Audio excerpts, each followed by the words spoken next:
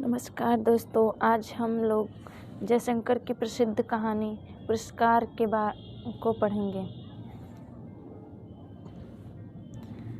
आर्द्रा नक्षत्र आकाश में काले काले बादलों की घुमड़, जिसमें देव दुदुम्भी का गंभीर घोष प्राची के एक निरभ्र कोने से स्वर्ण पुरुष झांकने लगा था।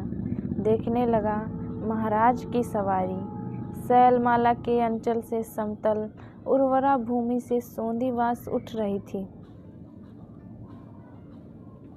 नगर तोड़ से जयघोष हुआ।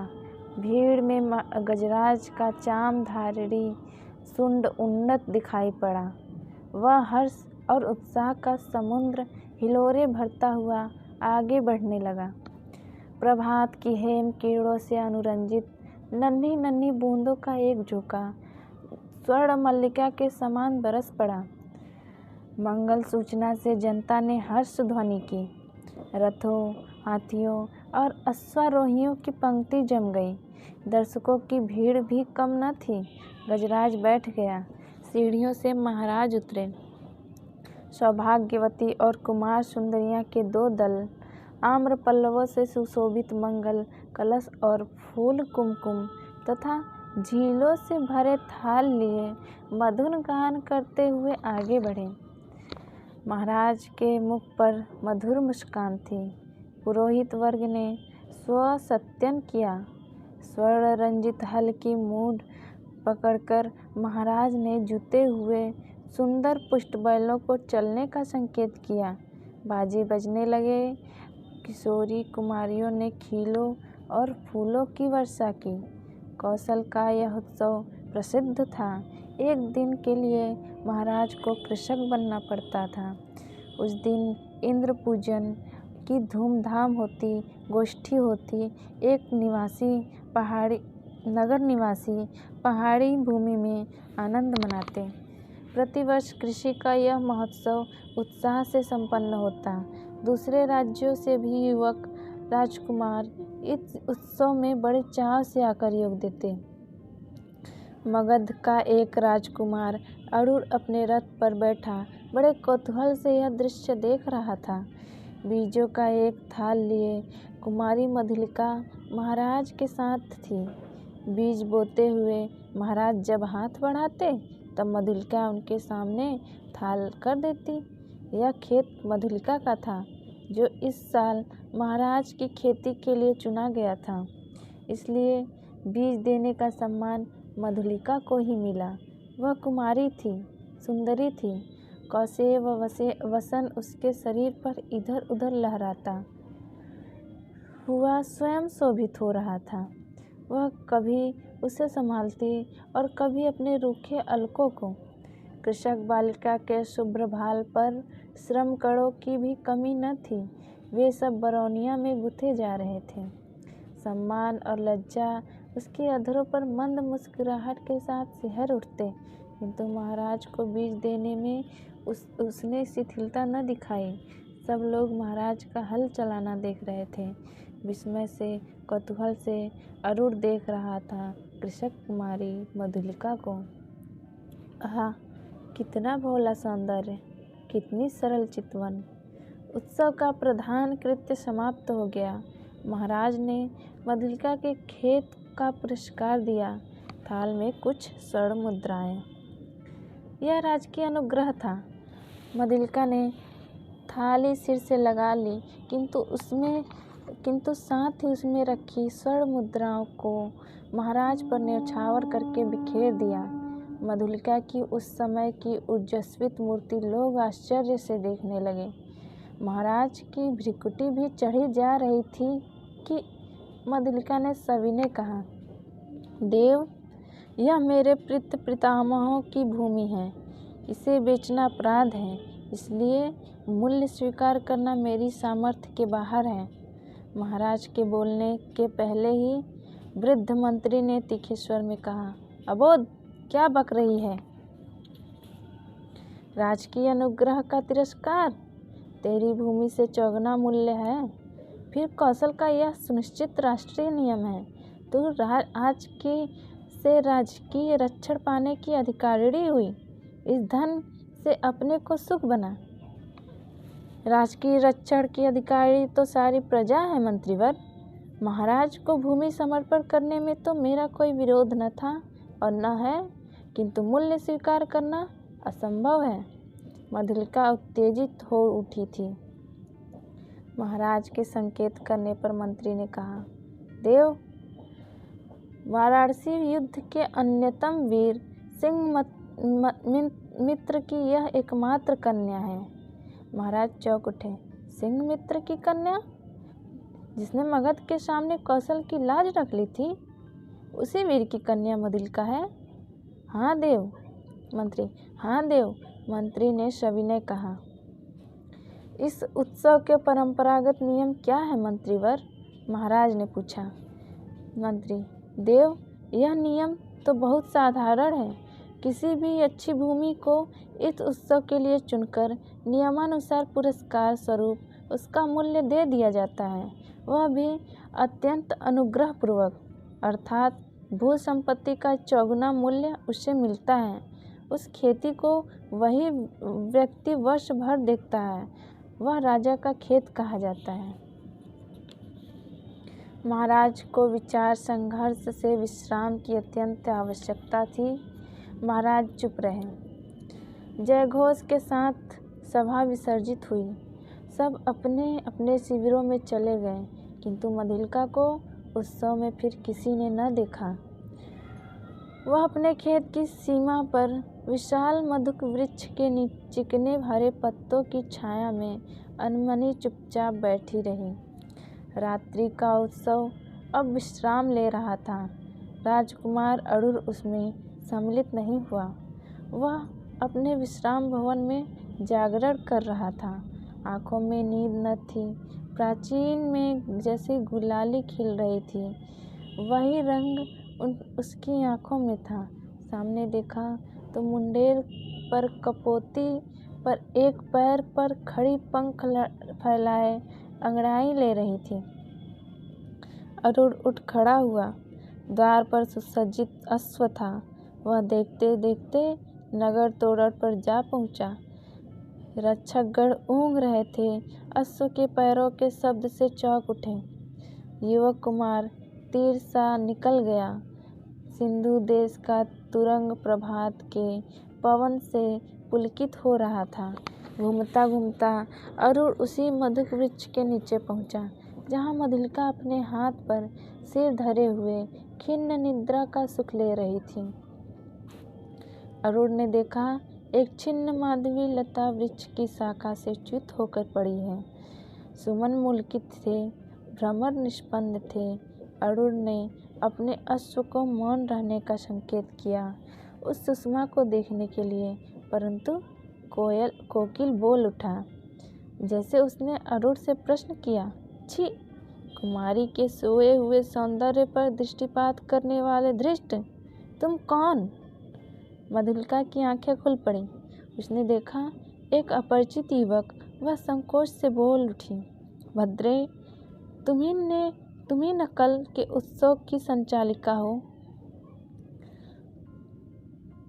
उत्सव? हाँ, उत्सव ही तो था। कल उस सम्मान। चुप रहा।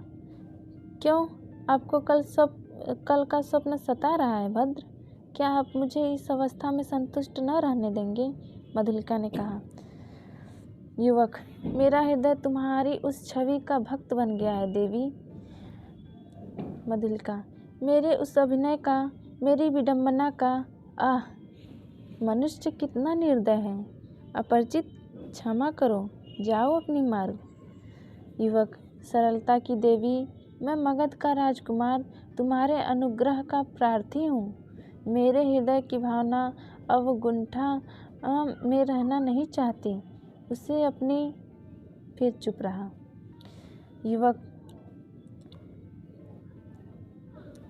मधुलिका, राजकुमार, मैं कृषक बालिका हूँ, आप नंदन बिहारी और मैं पृथ्वी पर परिश्रम करके जीने वाली।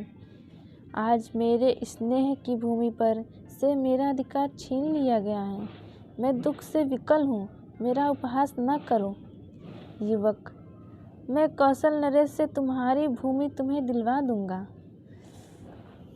मधुलिका, नहीं, वह कौशल का राष्ट्रीय नियम है।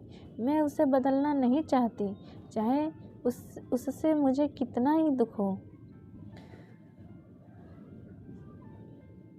युवक, तब तुम्हारा रहस्य क्या है? मधुलिका, यह रहस्य मानव हृदय का है, मेरा नहीं। राजकुमार, नियमों से यदि मानव हृदय बाध्य होता तो आज मगध के राजकुमार का हृदय किसी राजकुमारी की ओर न खींचकर एक कृषक बालिका का अपमान करने न आता। मधुलिका उठ खड़ी हुई। चोट खाकर राजकुमार लौट पड़ा।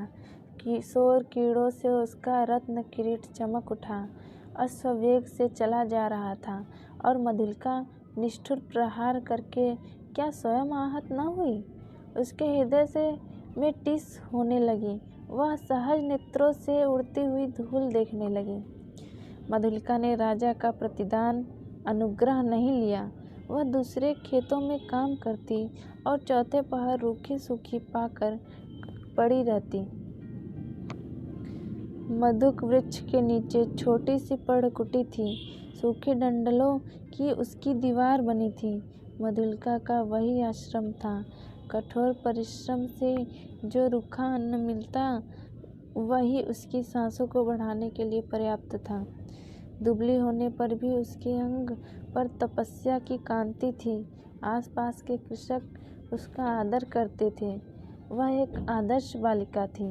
दिन, सप्ताह, महीने और वर्ष बीतने लगे। शीतकाल की रजनी, मेघों से भरा आकाश जिसमें बिजली की दौड़ धूप। मधुलिका का छाजन टपक रहा था। ओढ़ने की कमी थी। वह ठिठुरकर एक कोने में बैठी थी। जीवन में सामंजस्य बनाए रखने वाले उपकरण तो अपनी सीमा निर्धारित रखते हैं, परंतु उसकी आवश्यकता और कल्पना भावना के साथ बढ़ती घटती रहती है। आज बहुत दिनों से बीती हुई बात स्मरण हुई। 2 नहीं 3 वर्ष हुए होंगे। इसी मधुक के नीचे प्रभात में तरुण राजकुमार ने क्या कहा था? वह अपने हृदय से पूछने लगी। उन चाटकी के शब्दों को सुनने के लिए उत्सुक सी वह पूछने लगी, क्या कहा था?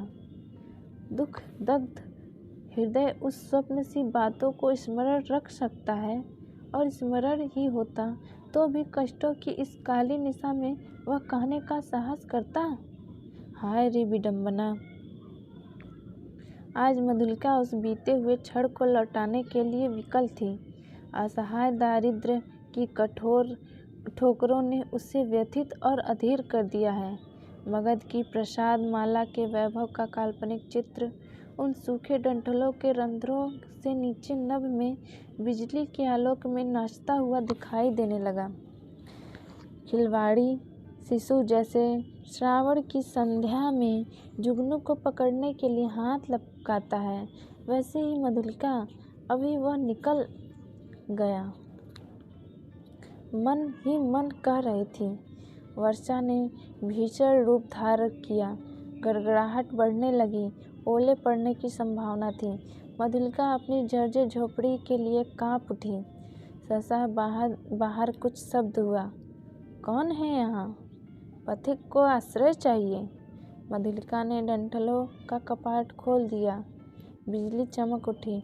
उसने देखा एक पुरुष घोड़े की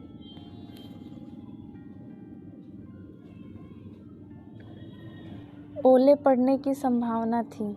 मधुलिका अपने जर्जर झोपड़ी के लिए कांप उठी। सहसा बाहर कुछ शब्द हुआ। कौन है यहाँ? पथिक को आश्रय चाहिए। मधुलिका ने डंठलों का कपाट खोल दिया। बिजली चमक उठी। उसने देखा एक पुरुष घोड़े की ठोर पकड़े खड़ा है। सहसा वह चिल्ला उठी, राजकुमार! मधुलिका, आश्चर्य से युवक ने कहा। एक क्षण के लिए सन्नाटा छा गया। मधुलिका अपनी कल्पना को सहसा प्रत्यक्ष देखकर चकित हो उठी। इतने दिनों बाद आज फिर? अरुण ने कहा। कितना समझाया मैंने, परंतु मधुलिका अपनी दयनीय अवस्था पर संकेत करने नहीं देना चाहती थी। उसने कहा, और आज आपकी यह दशा क्या है? सिर झुकाकर अरूण ने कहा, मैं मगध का विद्रोही निर्वासित कौशल में जीविका खोजने आया हूँ। मधुलिका उस अंधकार में हंस पड़ी। मगध के विद्रोही राजकुमार का स्वागत करे एक अनाथिन कृषक बालिका, यह भी एक विडंबना है। तो मैं भी स्वागत के लिए प्रस्तुत हूँ। शीतकाल की निस्तब्ध रजनी, कोहरे से धुली हुई चांदनी, हाड़ कपा देने वाला समीर, तो भी अरूण और मधुलिका दोनों पहाड़ी गट्ठर के द्वार पर वट वृक्ष के नीचे बैठे हुए बातें कर रहे हैं। मधुलिका की वाणी में उत्साह था, किंतु अरूण जैसे अत्यंत सावधान होकर बोला। मधुलिका ने पूछा, जब तुम इतनी विपन्न अवस्था में हो तो फिर इतने सैनिकों को साथ रखने की क्या आवश्यकता है? मधुलिका, बाहुबल ही तो वीरों की आजीविका है। ये मेरे पास मरण के साथी हैं, भला मैं इन्हें कैसे छोड़ देता, और करता ही क्या? मधुलिका, क्यों? हम लोग परिश्रम से कमाते हैं और खाते हैं, और तुम? युवक, भूल न करो, मैं अपने बाहुबल पर भरोसा करता हूँ। नवीन राज्य की स्थापना कर सकता हूँ, निराश क्यों हो जाऊँ? अरूण के शब्दों में कंपन था। वह जैसे कुछ कहना चाहता था पर कह न सका। मधुलिका, नवीन राज्य? ओहो, तुम्हारा उत्साह तो कम नहीं। भला कैसे? कोई ठग बताओ तो भी मैं भी कल्पना का आनंद लूँ। युवक, कल्पना का आनंद नहीं मधुलिका, मैं तुम्हें राजरानी की सम्मान से सिंहासन पर बिठाऊंगा। तुम अपने दिए हुए खेत की चिंता करके भयभीत न हो। एक क्षण में सरल मधुलिका के मन में प्रमाद का अंधड़ बहने लगा। द्वंद्व मच गया। उसने सहसा कहा, आह, मैं सचमुच आज तक तुम्हारी प्रतीक्षा करती थी महाराज राजकुमार। अरूण ठिठाई से उसके हाथों को दबाकर बोला, तो मेरा भ्रम था, तुम सचमुच मुझे प्यार करती हो।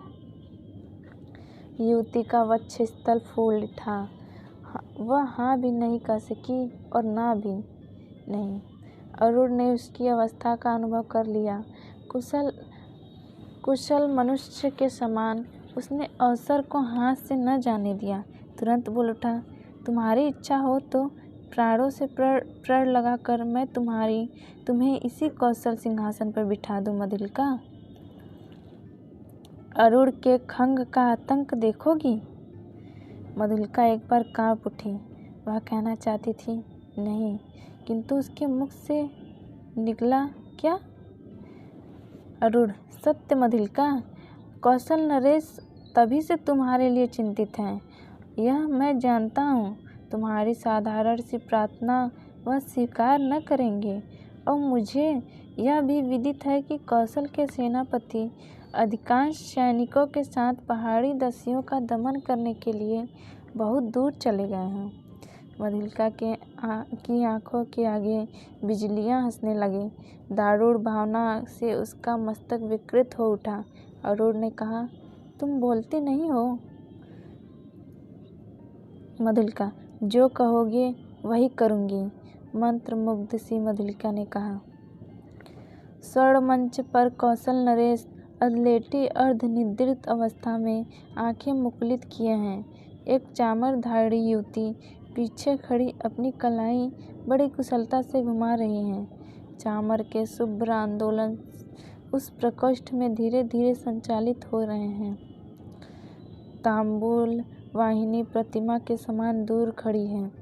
प्रतिहारी ने आकर कहा, जय हो देव, एक स्त्री कुछ प्रार्थना करने आई है। आंखें खोलते हुए महाराज ने कहा, स्त्री प्रार्थना करने आई है? आने दो। प्रतिहारी के साथ मधुलिका आई। उसने प्रणाम किया। महाराज ने स्थिर दृष्टि से उसकी ओर देखा और कहा, तुम्हें कहीं देखा है?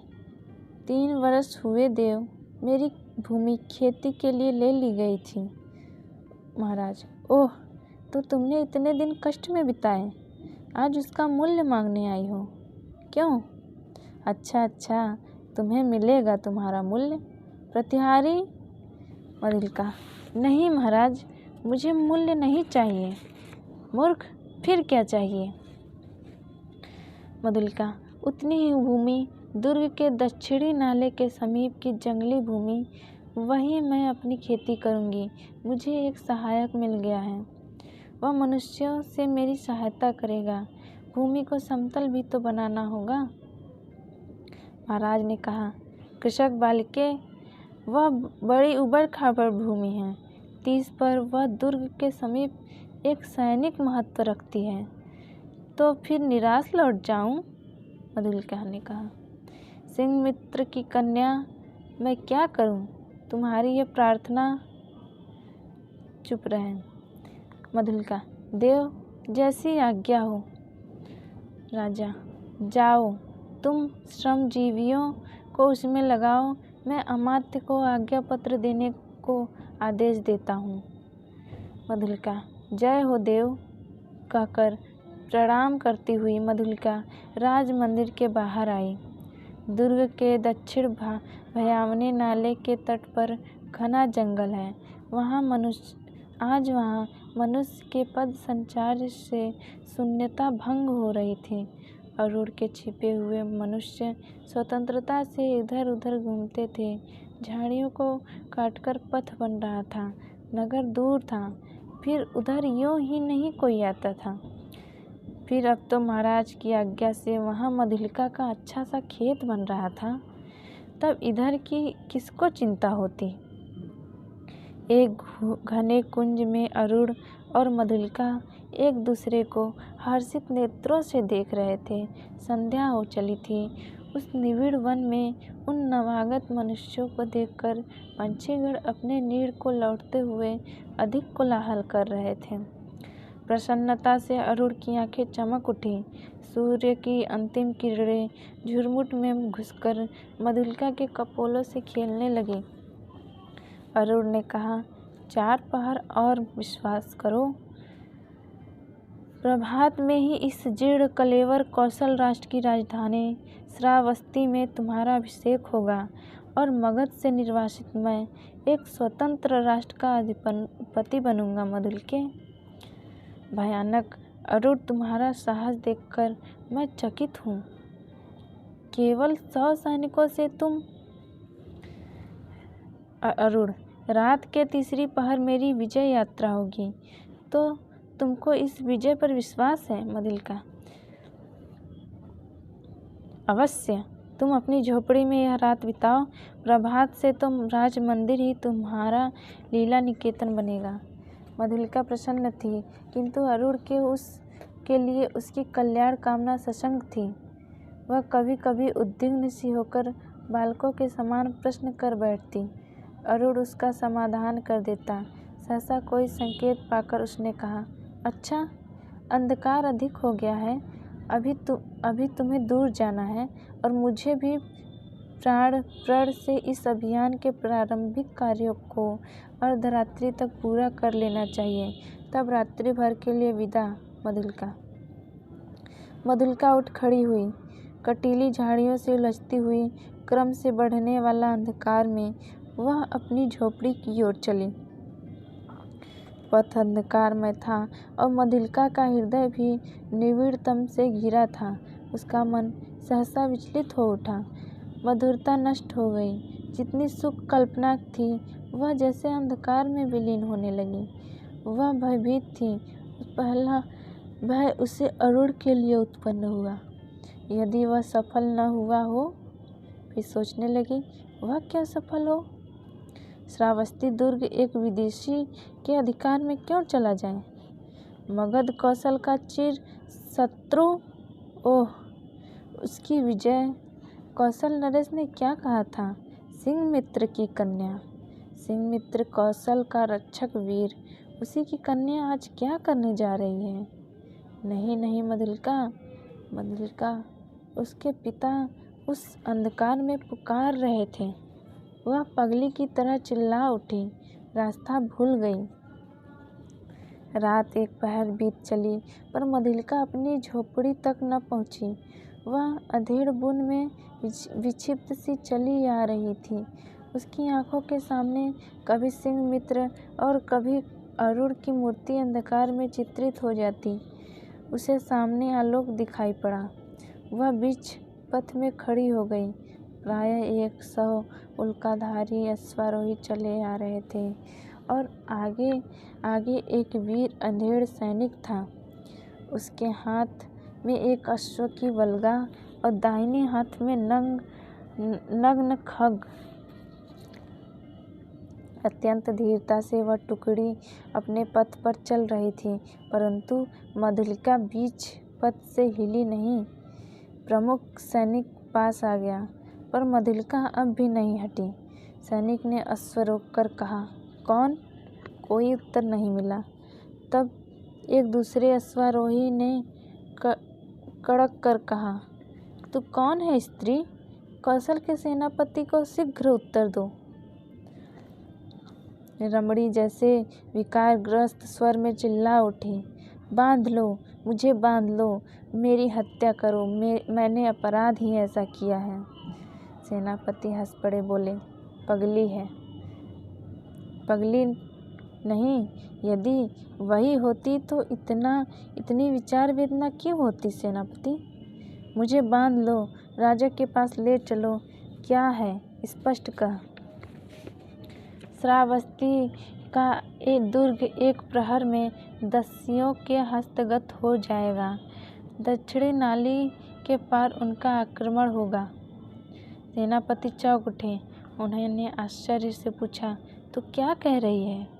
मधुलिका, मैं सत्य कह रही हूँ, शीघ्रता करो। सेनापति ने 80 सैनिकों को नाले की ओर धीरे धीरे बढ़ने की आज्ञा दी और स्वयं अश्वारोहियों के साथ दुर्ग की ओर बढ़े। मधुलिका एक अश्वारोही के साथ बांध दी गई। श्रावस्ती का दुर्ग कौशल राष्ट्र का केंद्र इस रात्रि में अपने विगत वैभव का स्वप्न देख रहा था। भिन्न राजवंशों ने उनके प्रांतों पर अधिकार जमा लिया है। अब वह मात्र कई गांवों का अधिपति है। फिर भी उसके साथ कौशल के अतीत की स्वर्ण गाथाएं लिपटी हुई हैं। वही लोगों की ईर्ष्या का कारण है। दुर्ग के प्रहरी चौंक उठे जब थोड़े से अश्वारोही बड़े वेग से आते हुए दुर्ग द्वार पर रुके। जब उल्का के आलोक में उन्होंने सेनापति को पहचाना, तब द्वार खुला। सेनापति घोड़े की पीठ से उतरे। उन्होंने कहा, अग्निसेन, दुर्ग में कितने सैनिक होंगे? सेनापति को जय हो। 200। उन्हें शीघ्र एकत्र करो, किंतु बिना किसी शब्द के। 100 को लेकर तुम शीघ्र ही चुपचाप दुर्ग के दक्षिण की ओर चलो और आलोक और शब्द न हो। सेनापति ने मधुलिका की ओर देखा। वह खोल दी गई।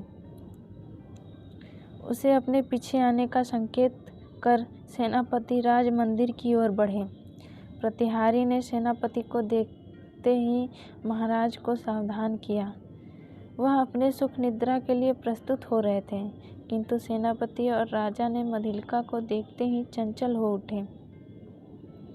सेनापति ने कहा, जय हो देव, इस स्त्री के कारण मुझे इस समय उपस्थित होना पड़ा है। महाराज ने स्थिर नेत्रों से देखकर कहा, सिंह मित्र की कन्या फिर यहाँ क्यों? तुम्हारा क्षेत्र नहीं बन रहा है? कोई बाधा? सेनापति, मैंने दुर्ग के दक्षिणी नाली के समीप की भूमि से दी है। क्या उसी संबंध में तुम कहना चाहते हो? देव, किसी गुप्त शत्रु ने उसी ओर आज रात में दुर्ग पर अधिकार कर लेने का प्रबंध किया है। मुझे पथ में यह संदेश इसी स्त्री ने दिया है। राजा ने मधुलिका की ओर देखा। वह कांप उठी।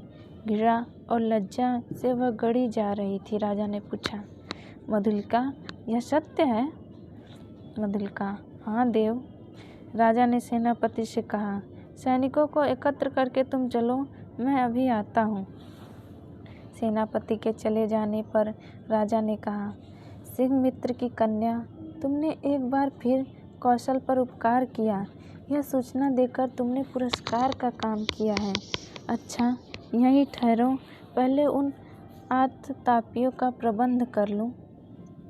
अपने साहसिक अभिमान में अरुण बंदिक हुआ और दुर्ग उल्का के आलोक में अति रंजित हो गया। भीड़ ने जयघोष किया, सबके मन में उल्लास था। श्रावस्ती दुर्ग आज एक दस्यु के हाथ में जाने से बचाया। आबाल वृद्ध नारी हृदय से उन्मत्त हो उठे। उषा के आलोक में सभा मंडल दर्शकों से भर गया। बंदी अरुण को देखते ही जनता ने रोष की हुंकार की। वध करो, राजा ने सबसे सहमत होकर कहा। प्राण दंड। मधुलिका बुलाई गई। वह पगली सी आकर खड़ी हो गई। कौशल नरेश ने पूछा, मधुलिका, तुझे जो पुरस्कार लेना हो मांग। वह चुप रही। राजा ने कहा, मेरे निज की जितनी खेती है मैं सब तुझे देता हूँ। मधुलिका ने एक बार बंदी अरुण की ओर देखा। उसने कहा, मुझे कुछ न चाहिए। अरुण हंस पड़ा। राजा ने कहा, नहीं, मैं तुझे अवश्य दूंगा, मांग ले, तो मुझे भी प्राण दंड मिले। कहती हुई वह बंदी अरुण के पास जा खड़ी हुई।